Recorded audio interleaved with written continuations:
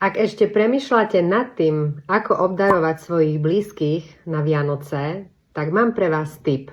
Poďte darovať zdravie. Zdravie v podobe jačmeňa a chlorely.